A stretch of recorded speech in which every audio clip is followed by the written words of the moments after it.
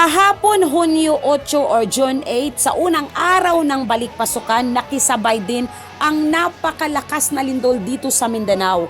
Ang naging epicenter ng lindol, ang Timog Kanluran ng Maasim, Sarangani. Kaya makikita talaga sa video na apektado talaga ang Sarangani at ang Jensan. Maraming mga gumuho na mga gusali, nagka-crack na mga lupa. Grabe ang sigawan ng mga estudyante dahil napakalakas talaga, shaking talaga na umabot ng 7.8 magnitude. Dito naman sa Davao City, estimated din ng 6.7 magnitude. Ika nga, sa 27 years ko ditong nakatira, ito yung pinakamalakas na lindol. Keep on praying po guys, para sa ating mga kababayang apektado dahil marami din yung nasawi.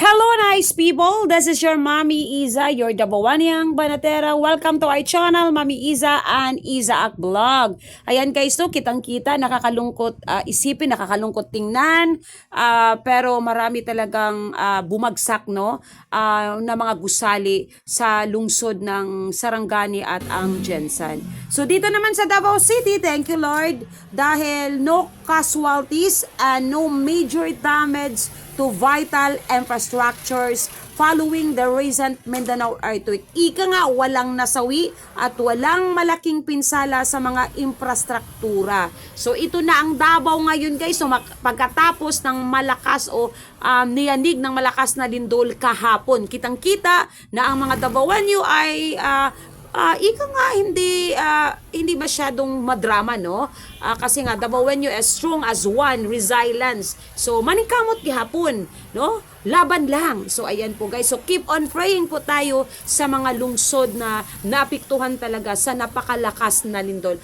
Actually guys, grabe na ang Davao ng mga pagsubok nung nakaraang buwan. Nako, binaha kami dito. So ngayon naman, nilindol. Pero nakapagtataka yung maingay, yung Maynila, nung binaha kami, ang ingay ng Maynila. Ngayon naman, nung nilindol kami, ang ingay din nila. Ay, ewan ko ba? Bakit ba sila fairness sa Davao? Anyways guys, thank you so much for watching my video. Sa hindi pa nakapag-subscribe ng aking channel, baka naman palambing, pakiclick na rin ang bell button at pakishare na rin. God save the Philippines. God bless everyone. Bye-bye.